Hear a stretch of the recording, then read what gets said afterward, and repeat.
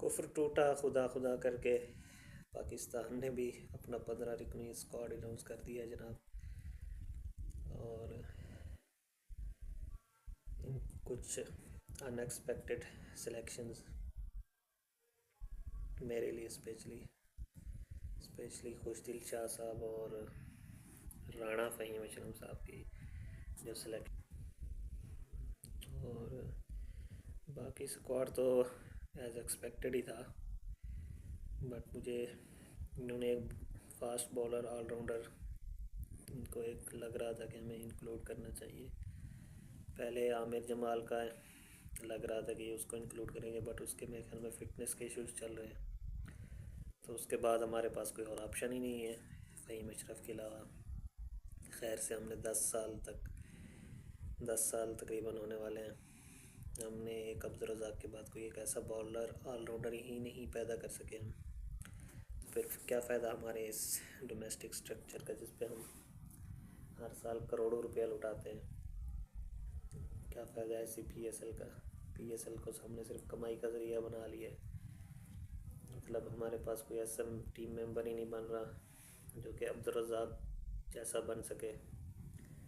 कोशिश हमने बहुत की बट आई डोंट थिंक कि इरफान खान नियाज़ी को क्यों ड्रॉप किया गया था, हालांकि वो पिछली 2-3 सीरीज़ से आपके साथ है, तो जो एक विनिंग कम्बिनेशन चल रहा होता है उसको छेड़ने से ना बहुत ज़्यादा नुकसान होता है। अगर आपने फ़हीम अशरफ को खिलाना ही था तो आप उसको 1-2 सीरीज़ पहले खिला सकते थे। मुझे नहीं लगता कि इरफान खान को क्यों ड्रॉप किया कि कोई उसकी फ़िटनेस के इश्यूज़ हैं या कोई और इश्यूज़ हैं। बाकी रहे खुशदिल शाह साहब, तो वो आपको एक स्पिनर ऑलराउंडर भी चाहिए था। सलमान अली आगा आपके पास एक मौजूद है, और आपने एक स्पेशलिस्ट स्पिनर सिर्फ अबरार को ही टीम में शामिल किया है। तो मेरे ख्याल में पाकिस्तान में और दुबई में मैचेस होने हैं पाकिस्तान के, तो एक ही मैच है दुबई में इंडिया के अगेंस्ट, 2 पाकिस्तान में। तो इतना बड़ा टूर्नामेंट नहीं है ये, सिर्फ 3 मैचेस ही हैं पाकिस्तान के, और अगर सेमीफाइनल और फाइनल खेले तो 5 मैचेस बनते हैं। चले, बेस्ट ऑफ लक। अब तो जो हो गया अनाउंस।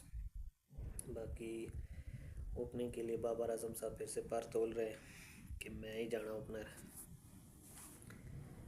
अगर बाबर आजम साहब ने परफॉर्म कर लिया इस टूर्नामेंट में तो अच्छी बात है वैसे, बट मुझे ख़तरा है कि वो फिर T20 की तरह वनडे के भी मुस्तकिल ओपनर ना बन जाए।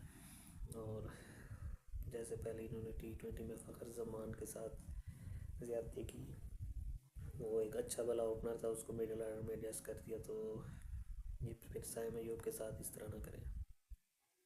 आई होप सो कि ऐसा नहीं होगा। तो मेरे ख्याल में साइम अयूब की जगह अगर आप अब्दुल्ला शफीक को इंक्लूड कर लेते तो वो ज़्यादा बेहतर था, क्योंकि अब्दुल्ला शफीक बेशक साउथ अफ्रीका में परफॉर्म नहीं कर सका, बट वहाँ की कंडीशंस और यहाँ की कंडीशन में फ़र्क है। और अब्दुल्ला शफीक यहाँ मुझे उम्मीद थी कि अच्छा परफॉर्म कर लेता। बाकी लेकिन अगर आपने उसको ड्रॉप किया और उस्मान ख़ान को टीम में शामिल किया, तो फिर उस्मान ख़ान को ही ओपनर आना चाहिए, क्योंकि उसकी और कहीं जगह नहीं बनती। बाबर आजम को वन डाउन पोजीशन में खेलना चाहिए और टीम को साथ लेके चलना चाहिए। अगर बाबर आजम ओपनर आता है और खुदा ना खास्ता जल्दी आउट हो जाता है तो फिर तो पूरी टीम बैठ जाएगी। सो बाकी फास्ट बॉलिंग आपका जो अटैक है वो तो यही 4 ही हैं, शहजादे हसनैन, शाहीन शाह, नसीम शाह और हारिस रऊफ़ साहब। स्पिनर आपने एक ही शामिल किया स्पेशलिस्ट अबरार की सूरत में, और उसके साथ सलमान अली आगा और खुशदिल शाह। अगर तो ये तीनों इकट्ठे ही प्लेइंग 11 में शामिल हुए तो विकेट कीपर रिजवान साहब ही हैं।